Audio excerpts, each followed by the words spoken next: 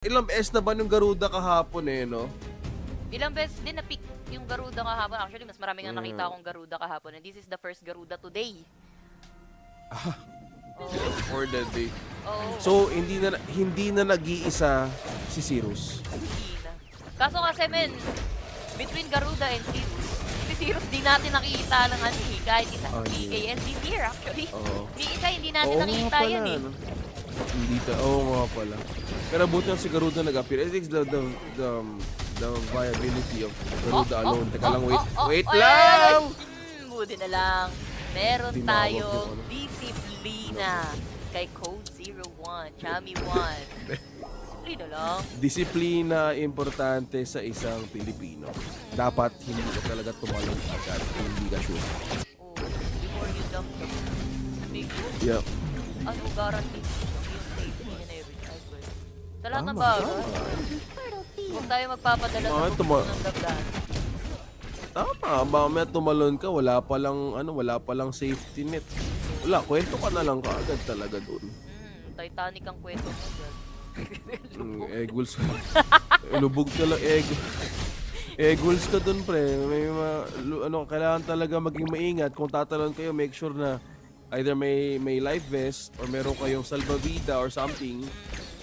Para hindi ka agad hindi kayo, para may oras kayo para lumutang, hindi naman yung ganun lubog agad. Minsan, hindi naman marunong lumangoy. Napapagod ka din naman eh. Depende din sa tubig pre. Kung lulutang ka o hindi. Pero anyway, Depende kung maalat yung tubig. Wala, maalat lang yung tao. Ito. Wala pa kasi nag-aalat Maalat pre. Hawakan lang ng Maalat yung tenga. match history, pwede din naman. Oo. Ay, teka lang, ito kata ko. Ay. Yun. Hawakan lang ng tenga. Ito Okyo Tachibana. I haven't been really a fan of the hero. Pero sa kamay ng mga pro players natin, it could be a change of preference. Kasi, in the specialty of Okyo Tachibana, nakasama yung Garuda. Parang parang kailangan mo i-sequence lahat ng mga pwede mong gawin sa team Oo. fight. Tsaka kung isipin mo nasa top front lang yung mga skills nitong mga to. Hindi siya AOE na papilog. Yes, AOE siya, pero alam mo yun, mga ganyan skills. Ganyan. Dodgeable. Pwede ka mag-sidestep, pwede kang bumilid. Yun nga, sidestep na yun. See? Survive! Kay Chas dito. Although, binlock niya nga yung wala eh. Medyo maliit yung Espinita, may pader doon. So, hindi siya pwedeng kumaliwa agad. Pero still survive. Again, ang point is, dodgeable yung mga skills netong Garuda at ni Dangko. Kailangan mo na talaga i-timing. So, with this, Blacklist knows how to play their cards right. Level 5 na rin ang Lady Jean. Dragon now picking up that next XP. So, rotating as 3. Dahil alam nilang pwedeng bumog na kaagad na ultimate yung Junkie. Ormson is a very good initiator in terms of using this hero. So, laban kay Dragon na pwede ma-displace yung ultimate na isang Lady Jean, by the way, kung inunahan ka. Pero kasi meron naman kayo Kuya Will. Cleanse. Oo nga pala. Kailangan lang bigyan ng tamang jacket. Okay, mukhang binabox out lang ata si Tufts. Hindi mo na makokomit. Oo, bigyan lang daw ng konting adrenaline. Kailangan niya sa buhay yan. Ng konting excitement Yung may ganong thrill, no? Oo, pero dito sa may bottom lane, medyo may thrill na ultimate. Pero saktong-sakto lang na first blood will be there. I think medyo hindi dodgeable yun I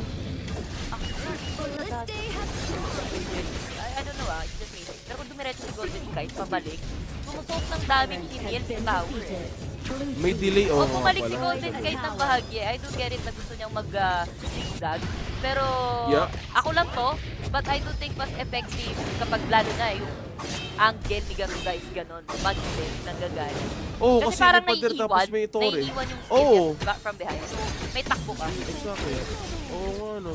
Pero maganda yung naging peel doon at kill ng BTR dahil na-code nila yung Torres sa baba. Pero ang bawi ng Blacklist ay kumuha ng Overlord. Pwede na pwesto ni dito ni Tufts. So si Chaz lang muna yung mag-iikot. Kailangan mo na makakuha ng depensa out of BTR. Alam mo, ito BTR early against sa kanila to. Kasi, tingnan mo si Justin, hindi naman sila nasama sa teamfight yan eh. Nag-taunt lang siya sa top lane pero hindi naman talaga sila nag-focus. Kumbaga, Blacklist International, may focus. hindi muna nila ganun sinasagot lahat ng problema na binibigay ng BTR, which is good. So, maybe they're more willing to give out tier 1 turrets now rather than later. Kasi si Golden Gate na konti ng Torres sa baba. Just J deny ang nakuha doon na ni Zan, pero hindi ata bibitawan kaagad ni Ormson ang tier 1 sa taas. Habang ito Blacklist International making use of that attention sa taas. Yup. Mukhang mag-iisa dito si Tufts. Pero ito, defensive movement lang coming from Ian dito. Ang kagandahan sa Garuda, men, medyo, for me it's a better Angela. Si Angela, stationary lang sa ultimo. Meanwhile, Garuda, hindi naman, with almost the same damage. So, meron kang good wave clear para sa Garuda dito. Oo, tapos yung projectile, it's something that kailangan masukop ng something. So, mapaforce either si Chaz na umarap kay Golden Kite most of the time. Pero good thing they're not committing to any team fights at all kasi alam nila yung strength. Early game talaga, Makati yung pwedeng ibigay ng isang Garuda. So, maybe just she is probably eyeing in the bigger picture. Tanggal mo na ng Torre, 1 by 1.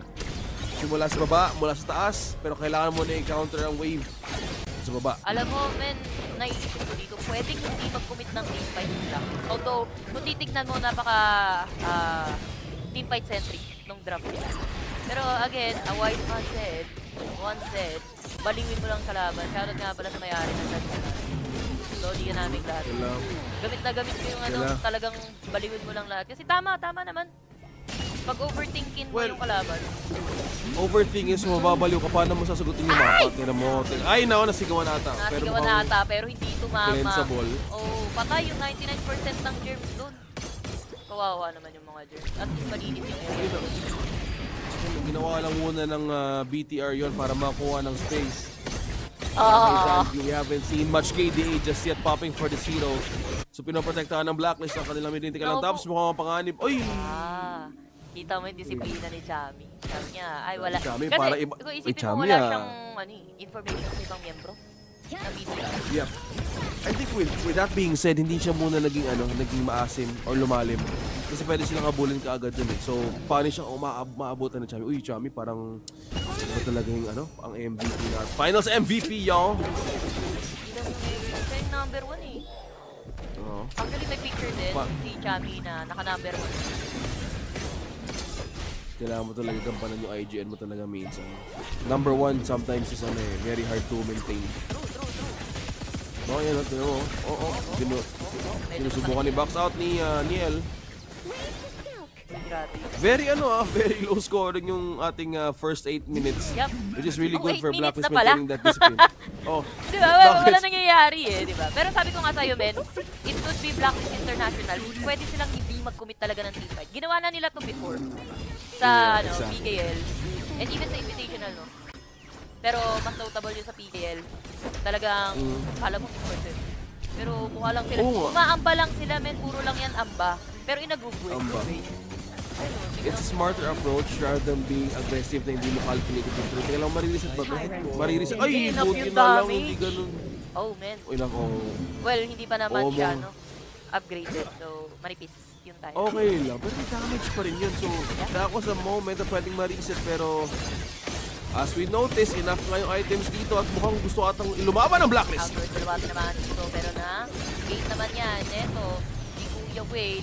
Pero asa na yung paulan ng mga Garuda dito. Wala tinamaan. Wala silang pakialam na nakaramdaman ng ultimate dito ni Garuda. Burn yung ulti. Sabi niya, ulti yun. Parang kinikilang. Mamamatay pa yata dito. Top. Nakabalik siya sa kanyang base. Naku po, eto na. Blacklist International. Eto na kami. Mainit na kami. Nakapag-farm na. I think 3 full items na ata yung most of the members dito ng Blacklist International. I think so. Yeah, I think we're feeling the damage. Teka nga lang, ginagamit ang ultimate again. Lintiel na ulit. Gusto lumaban ni Zankyu, Eto na nga si Zankyu. Napitas niya ito si Chami na pero no fail. Pero at the same time, kita mo naman yung ginawa dito ni Just Chi. Okay, kunin mo sila. 2-4 tayo.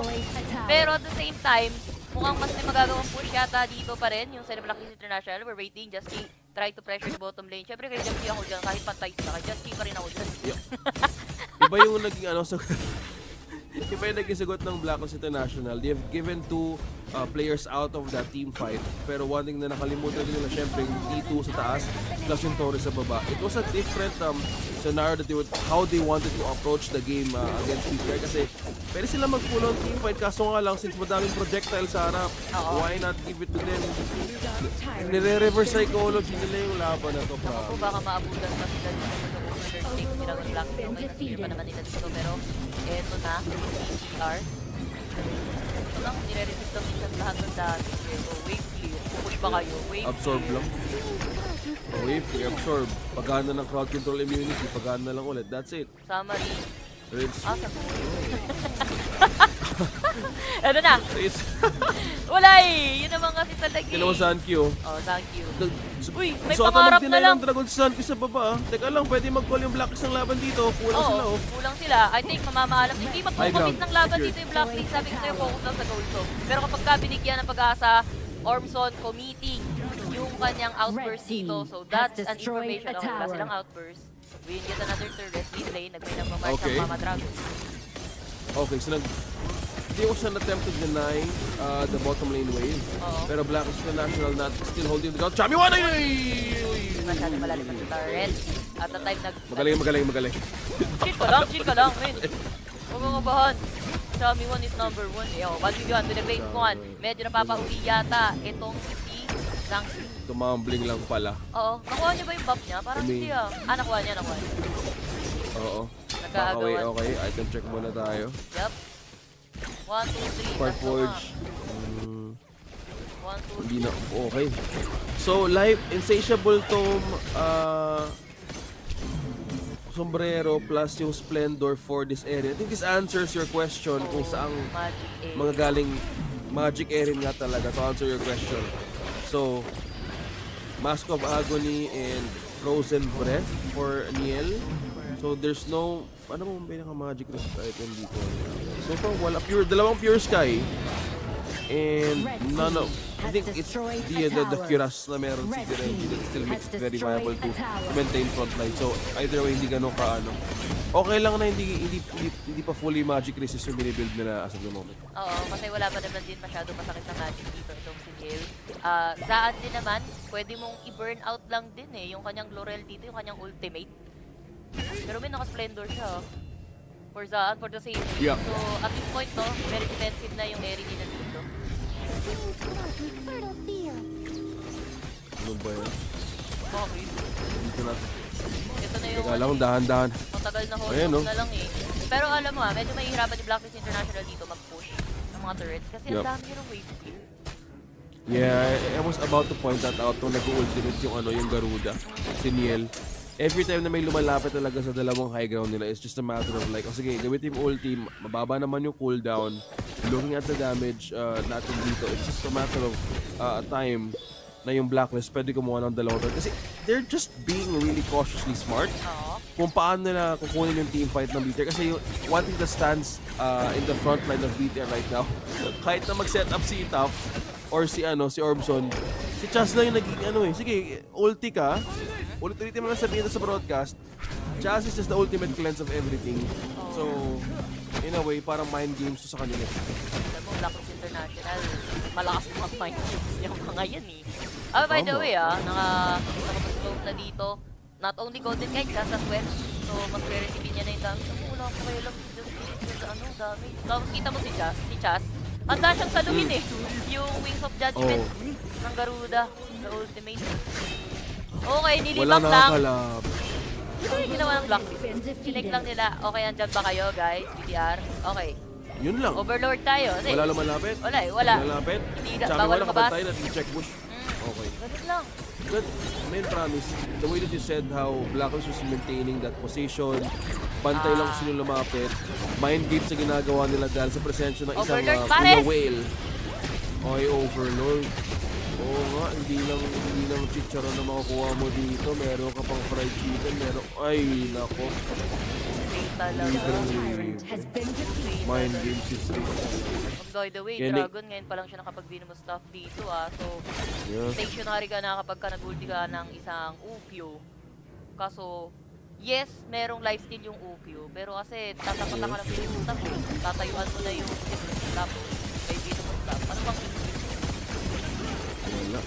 Hirap ata ang naging position dito para makuha ng magandang free kill. Or an open kill si Zankyu. Angulo ba dito si Tops? Walang angulo na makuha, men. Kasi Wala, kung ang angulo ay siya ay mapapabalik. Pero that will give them access on the two remaining turrets. Oh my god, Blacklist International. You see, di naman sila nagpupuling commit eh. Oh, man. Yun lang talaga yung game. Slow and steady. Slowly but surely. Yun talaga yung linya ng game ng Blacklist. Alam nila kasi may fucking projectile. So iwas lahat sa pwedeng matamaan. Ayan. Could this be the final team fight? Or magkakaroon pa ng team fight kasi parang dalawa lang yung hit points ng Blacklist. Parang That was still smart for them. Sugatan mo. Sugatan mo lang, ganun. Galusan mo lang para umuwi. Pero hindi yan magpo-full commit kasi kung iisipin mo, pagka naman tayo take you, pagka nasugatan mo, ganun din. Space created sa Blacklist International. And kita mo yung sakop dito ng Blacklist. Wala na pagmamayari yung BTR sa kanilang sariling jungle. Exactly. Parang kinuha na lahat ng territory. Every time na malapit. Pwesto ni Chami 1, pwesto ni Chaz. So much information para kay Just Chi na kunin mo lahat ng lahat, wala. Ang dami. Tingnan mo yung bantay ng Blacklist guys. Bouncer, man! Tingnan nyo yung minimap. Tingnan nyo yung minimap, promise. Paano ka lang? Alam mo yung cha-cha combo. Cha-cha combo, chicha. Cha-cha combo. Diba? Cha-cha combo, come on. Grabe Cha-cha combo is real. Ng Blacklist International, diba? Mga bowling depensa ng BTR.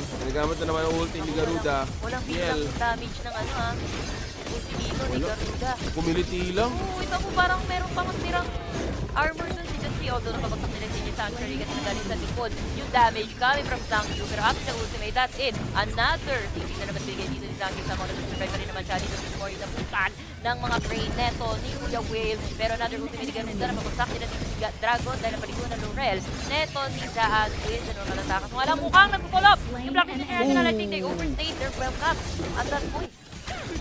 Talang overstayed their welcome talaga ang nangyari doon for Blacklist.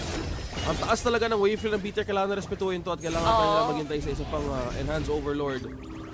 With the Venomous staff being in third item, naka-splendor din si Zan. So, kailangan na respetuhin yung wave clear. Sa ganitong sitwasyon, kailangan nila pumitas.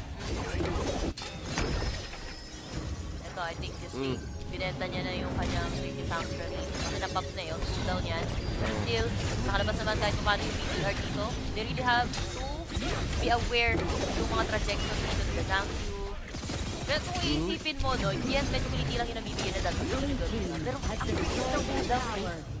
Spamable kill na. Grabe overlord. Spamable kill. Oh my! Justy! Let them cook! We're gonna eat! Bottom lane dalawang wave na may transformer sa bottom lane ng side ng BTR. Ilabas na yung mga robot sa baba. Dalawang wave yun guys. May Direnji pa pala dito na nag-wave sa gitna. Hindi pa pinapabayaan. Hindi pa. Binibitawan ni Just Chi yung clear. Na magumala sa enhance. Overlord. Overload na naman. Okay, 6 Pinoy nga kayo. Sige, kumuha kayo ng masarap ng sabaw. Oo, pero this time mukhang hindi magiging libre yan kasi... Binibate. Oo. Pero ito, information yan, wala si Tubbs. Walang truth mantra. So, ito na yung bouncer, pumwesto na. Pwede na magpares Overlord, men. Okay, another overload na naman sa mga Pinoy. Hindi lang basta dive, may take out pa. Yapi, may Sharon pa. May Sharon pa, Pinoy ka talaga, guys. Yapi. Tandaan nyo kung Pinoy ka, kailangan may supot ka. Supot o kaya Tupperware, men. Tama. Medyo, ito pinakamadaling itago yung plastic. Ayun. No. Kaso, i-make sure mo hindi ma-skip yung bag mo kasi delik yun eh. Oh, tama. So, dapat yung bag mo medyo parang medyo backpack. Oo. Parang yung pero kasi kung maliit lang yung bag mo, ma-obvious ka talaga eh. Oy, Chan, tuwari ka Just Chi, meron na. Medyo maliit na din yung mamatid na talaga sa side ng BTR. Maliit na din yung mga buhay dito. Ni Tam na napawin sa baba. Again, Dragon na pabagsak na naman dito ni Zaan na napaliguan ng kanyang mga Laurel. And that will make Blacklist International mag-back away muna ang lakas ng defense. Defense ang marino talaga. BTR dito. Oh my. Ito ang pinaka-question ko sa BTR. Are you just delaying the in? Tempest Alamin na. May Tempest na tayo, guys. Magpa-final showdown. Okay, BTR, are they just delaying the inevitable? Dahil they can wave clear, yes, pero teamfight, ayaw nilang kumagat sa kahit anong teamfight. Depende ibigay ng Blacklist International. Sige, Tempest Dragon, pero teka lang, sino makakuha nito kung have a chance to take out Blacklist International deep 50-50. defenses? Mukhang magko-commit ang BTR. Oo, Yes. BTR ang una nilang pinapwesto dito para sila mag-cope ng damage na ibibigay initially na side ng Tempest. Ito na naman yung Wings of Judgment coming from Niel para lang pangulong sa mga Blacklist International. Kalahati yung buhay pero may nasa pakyata dito. Justin medyo tumayo sa may scene of the crime. Nagagalit sa likod. Chami 1! Kaso wala siya na target doon! Pero dalawa, napabagsak nila si Saan. And buhay itong si Drago na kanina pa si target. Pero mukhang yung Tempest natin nakuha ni Just G! And it's gonna be a clean up na lang na magagawa ng Philippines dito. Kahit maghuli na parang Wings of Judgment will be the win. Blacklist International ang makakakuha niya. Even though ang daming low health and naubos ang mga miyembro ng BTR. Akala mo ang daming namatay sa Blacklist, no? Pero puro Sacred Sanctuary ay tinitipihan pa nga. Uy, Just! Ikalma mo naman. Grabe, Napabagsak. Sankyu. Napabagsak. Sankyu. Ungay. Huwag mo nabulin.